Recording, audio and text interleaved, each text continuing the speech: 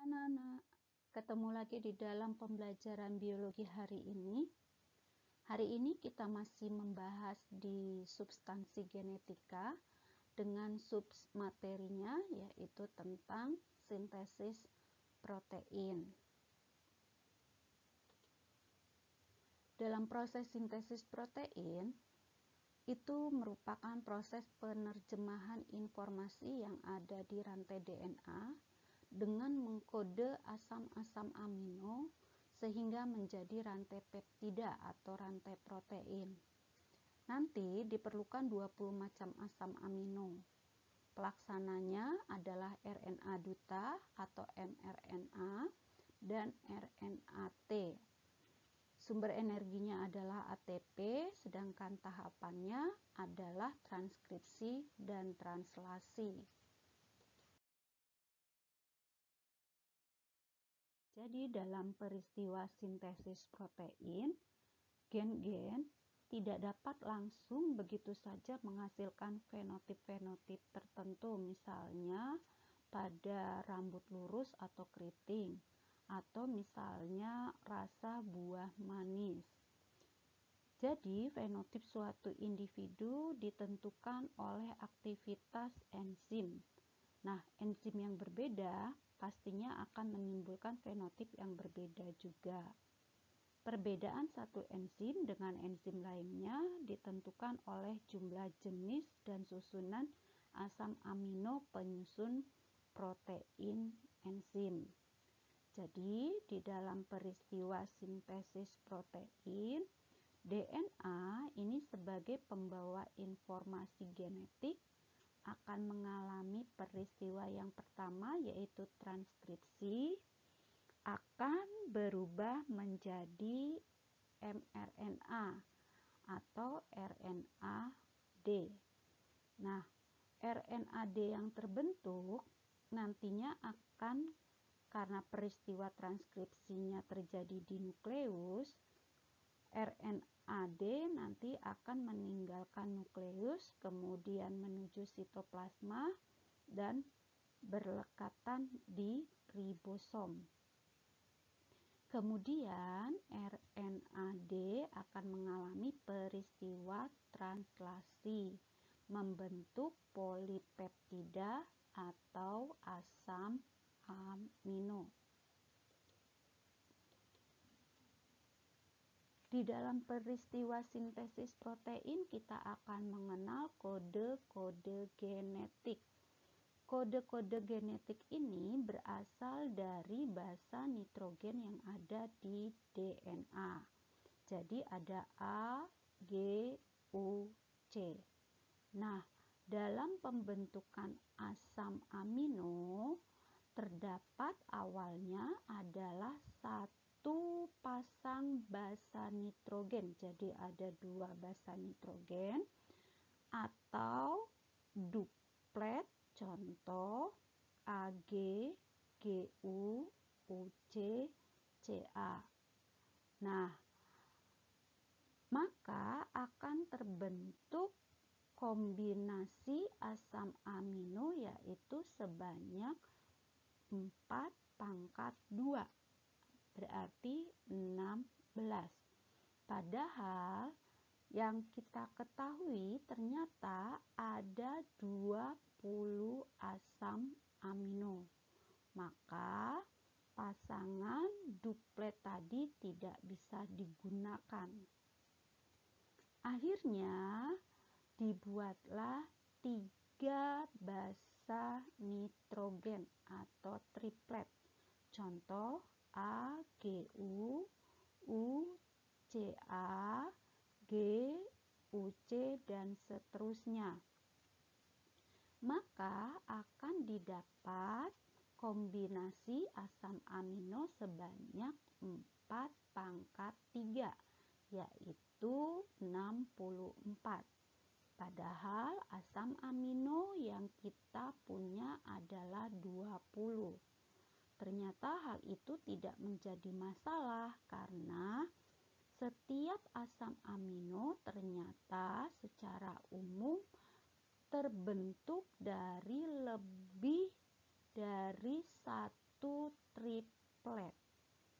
contoh, serin terdiri, asam amino serin terdiri atau tersusun dari triplet A, G, U atau A, G, C.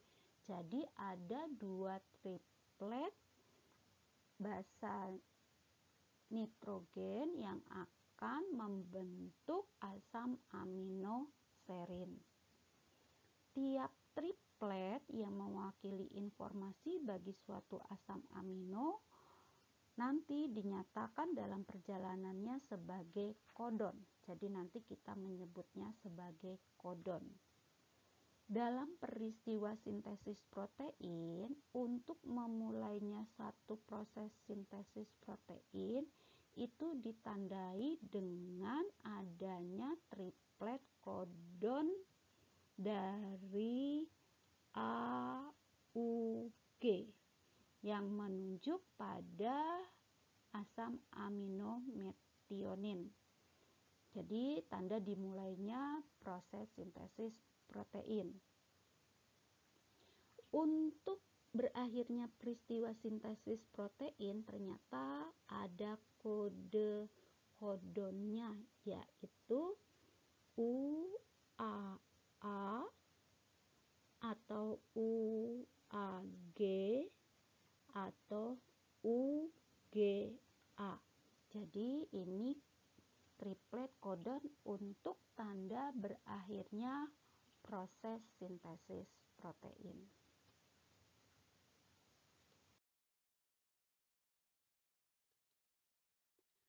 Tahapan pertama dari peristiwa sintesis protein adalah transkripsi. Transkripsi melalui 3 tahapan. Yang pertama adalah inisiasi. Jadi di sini ada enzim yang berperan, yaitu RNA polimerase. RNA polimerase itu akan menempel pada daerah DNA tertentu. Daerah DNA yang dikenai oleh RNA polimerase ini yang nantinya kita sebut dengan daerah promoter.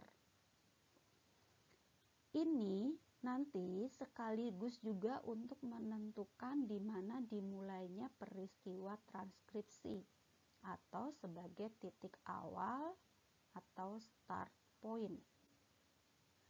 Daerah promoter atau RNA polimerase ini juga nanti yang akan menentukan untai DNA mana yang akan menjadi cetakan. Tahap yang kedua yaitu adalah elongasi. Di sini rantai DNA akan terbuka, kemudian RNA polimerase akan bergerak di sepanjang DNA. Jadi kalau kita lihat di sini, ini rantai DNA-nya akan terbuka, kemudian nanti RNA polimerase atau promoter akan menentukan mana yang akan menjadi cetakan.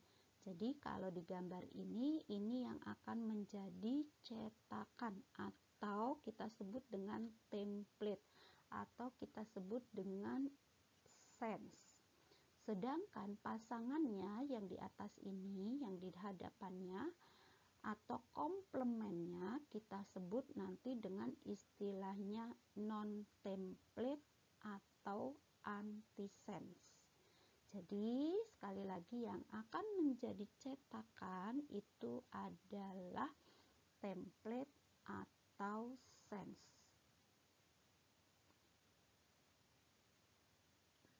Kemudian tahap yang ketiga adalah terminasi, di mana di sini RNA polimerase itu sudah selesai mentranskripsi rantai DNA, kemudian sampai dengan titik akhir, titik ujung atau terminasi, itu akan berhenti berhenti peristiwa transkripsi, kemudian RNA polimerase akan meninggalkan DNA. Nah, hasilnya adalah ini, yaitu RNA duta atau RNA-D atau kita sebut juga mRNA. Peristiwa transkripsi tadi sudah kita ketahui berlangsung di dalam nukleus dan hasilnya adalah RNA-D.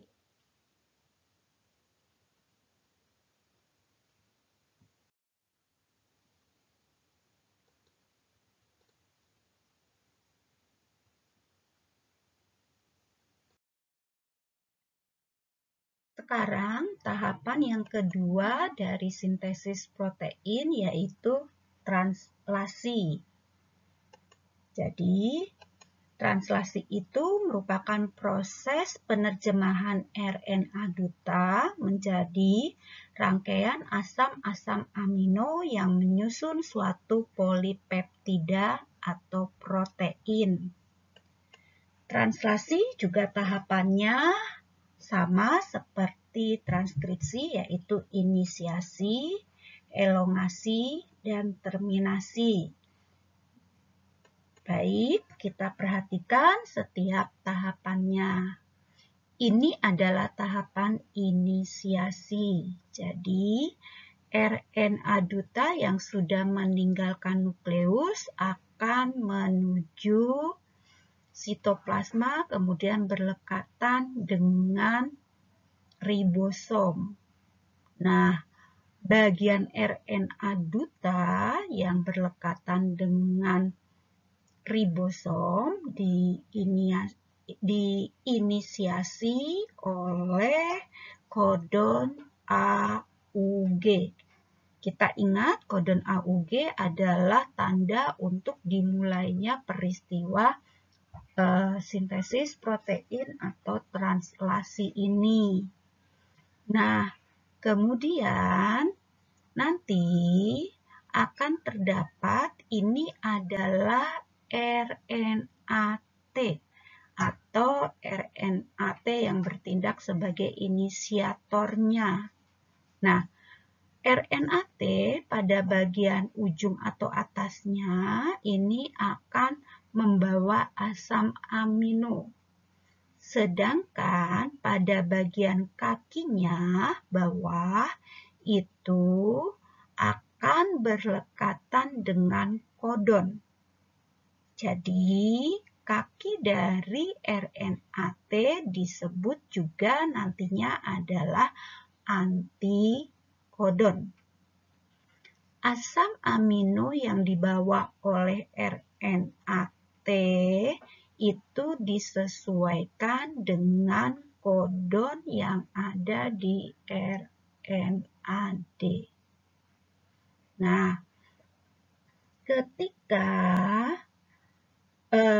peristiwa persyaratannya ini sudah dipenuhi, jadi ada kodon RNA-D yang harus mengandung AUG, kemudian ada RNA-T sebagai inisiatornya yang berisi antikodonnya yaitu UAG, kemudian membawa asam aminonya adalah metionin. Jadi pada saat ini bisa dikatakan peristiwa translasi siap untuk terjadi. Tahap berikutnya adalah tahap elongasi.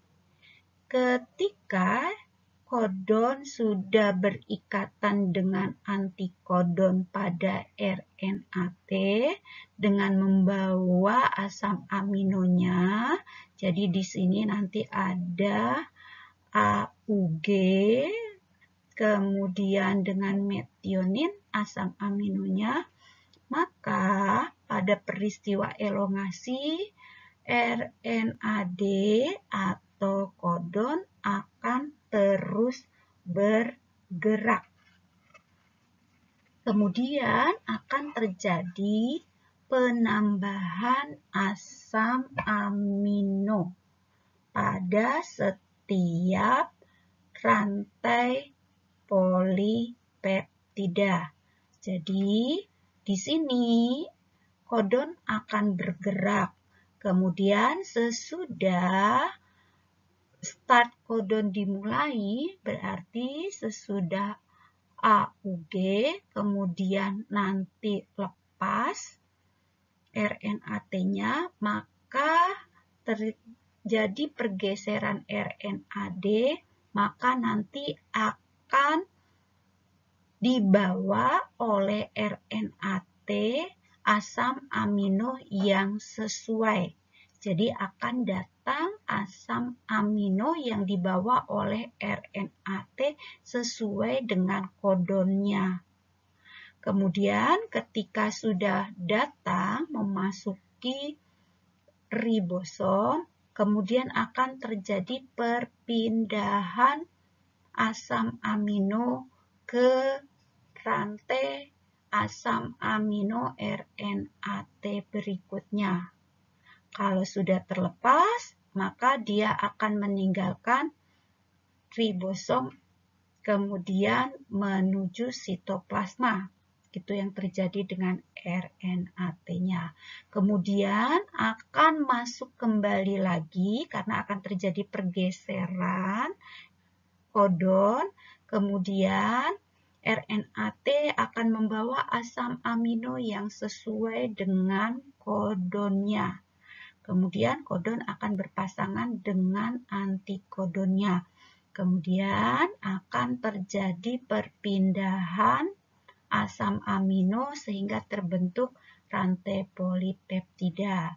RNAT yang sudah meninggalkan atau kehilangan asam amino kemudian akan meninggalkan ribosom dan seterusnya terjadi peristiwa itu seturut nanti pergeseran atau pergerakan dari RNAD atau kodon. Berikutnya adalah tahapan terminasi. Pada tahapan terminasi, sesudah terjadi pergeseran kodon atau RNAD tadi, sampailah di titik kodon stop. Triplet basa kodon stop yang sudah kita kenal di awal yaitu ada UAA atau UAG atau UGA. Jadi kodon stop ini tidak mengkode suatu asam amino melainkan bertindak sebagai sinyal untuk menghentikan peristiwa translasi. Ketika hal itu sudah terjadi, maka RNAD akan terlepas dari ribosom. Berhentilah peristiwa translasi. Peristiwa translasi tempat terjadinya adalah di ribosom. Ini adalah kesimpulan dari setiap peristiwa dari transkripsi dan translaksi untuk contoh soal sintesis protein khususnya dalam hal kode-kode genetikanya. Jadi kita kenal antisense yaitu rantai DNA yang tidak mengalami transkripsi, itu adalah DNA. Dan juga ada rantai sense, itu juga DNA.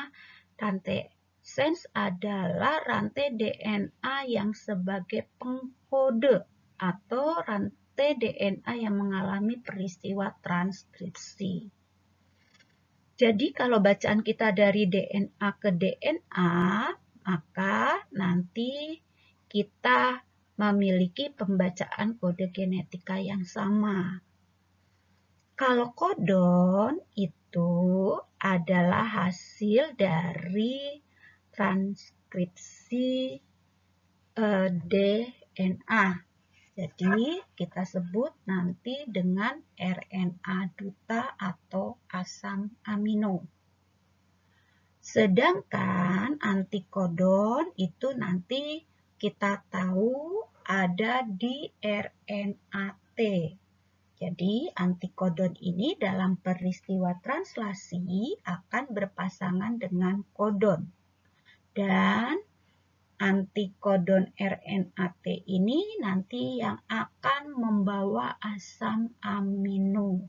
Dan asam aminonya disesuaikan dengan kodon yang ada. Jadi kalau bacaan kita dari DNA ke kodon itu adalah pembacaan dari DNA ke RNA. Sedangkan kalau bacaan kita dari kodon ke antikodon atau dari RNA-D ke RNA-T berarti pembacaannya adalah dari RNA ke RNA.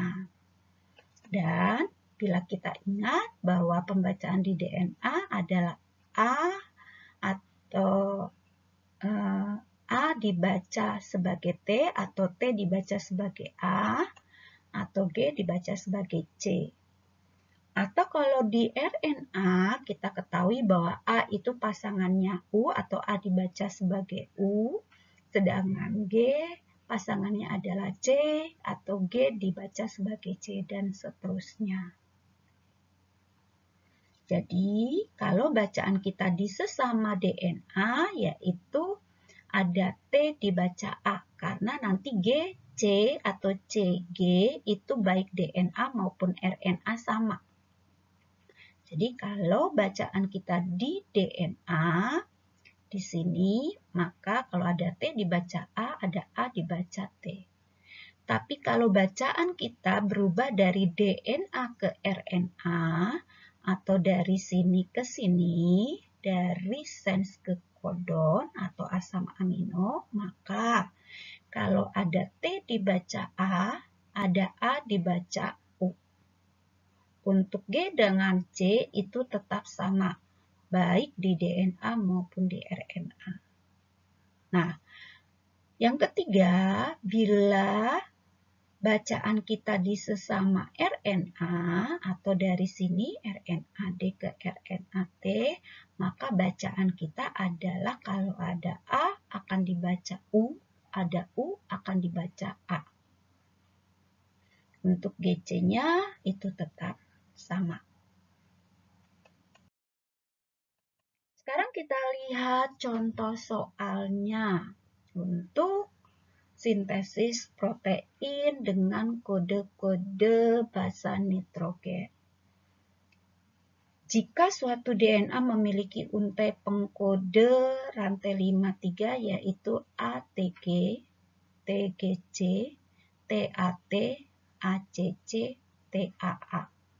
Maka tentukan yang pertama triplet basa nitrogen pada untai DNA cetakan atau template.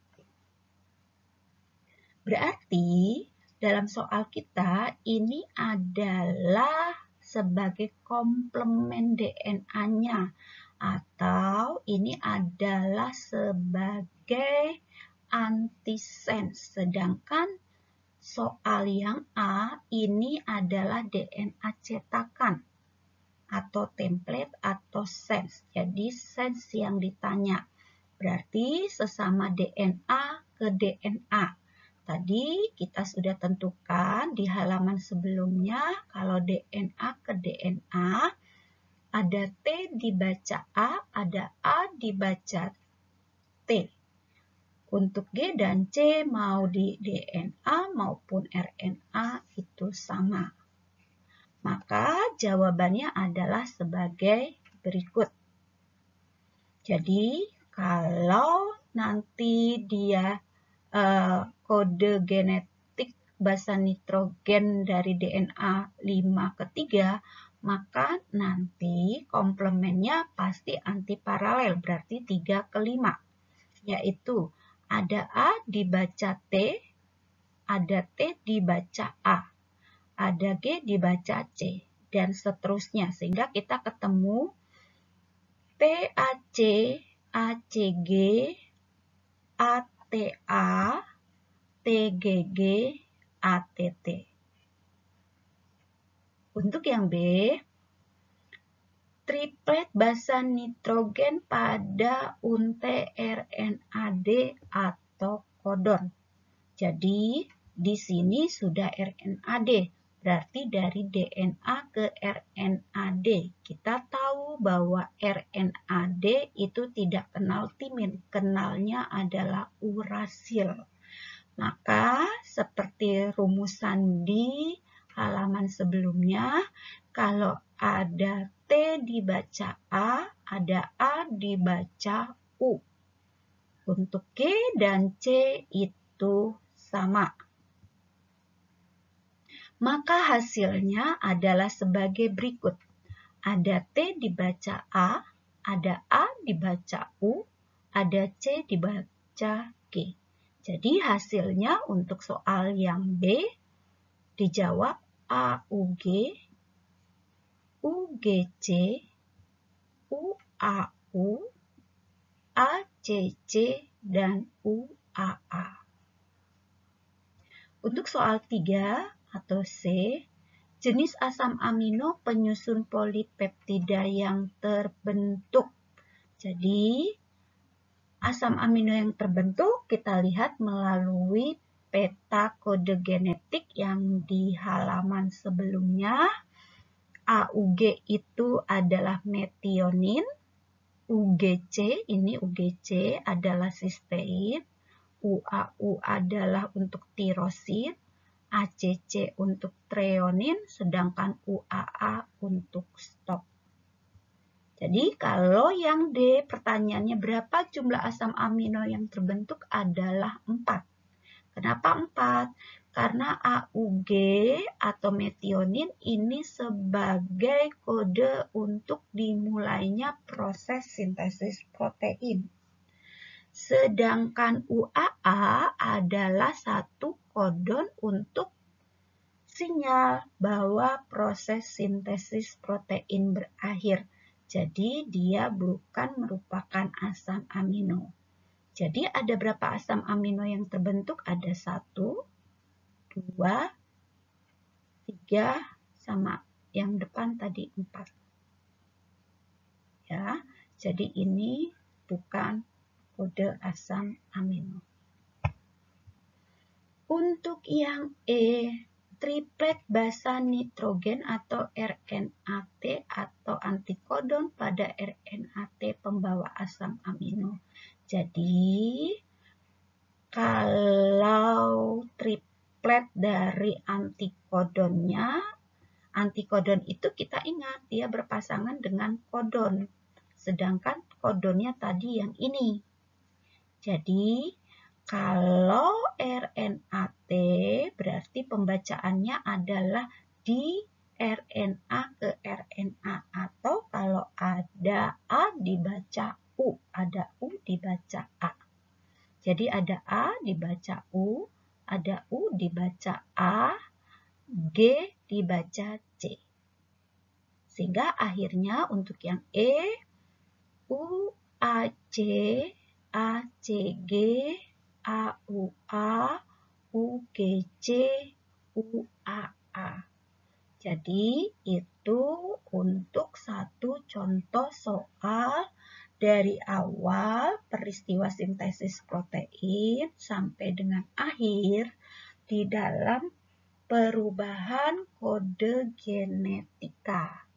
Tapi secara umum soal biasanya hanya bertanya sampai dengan asam amino. Bila asam amino yang ditanyakan, maka kegiatan kita hanya menentukan RNA duta atau kodonnya saja. Jadi RNA duta atau kodon ini menunjuk asam amino. Jadi seperti yang kita ketahui bahwa di dalam RNA tidak mengenal timin, dia mengenal urasil. Jadi kalau ada soal dengan kode genetika seperti ini pada rantai DNA-nya, kemudian ditanyakan asam amino yang terbentuk, maka asam amino yang terbentuk adalah, ingat bahwa RNA tidak mengenal timin diganti urasil. Jadi kalau ada A, ya tetap A. Kemudian T dia tidak kenal diganti U. Ada G tetap G. Jadi sama saja. Hanya setiap ada timin akan digantikan urasil. Jadi nanti jawabannya adalah AUG, UGC, UAU, ACC, UAA. Seperti itu. Teman-teman, materi kita sampai sini. Semoga materi ini dapat kalian pahami. Mari kita berlatih soal untuk sintesis protein agar kita dapat semakin memahami dari materi ini. Semangat terus di dalam belajarnya. Terima kasih.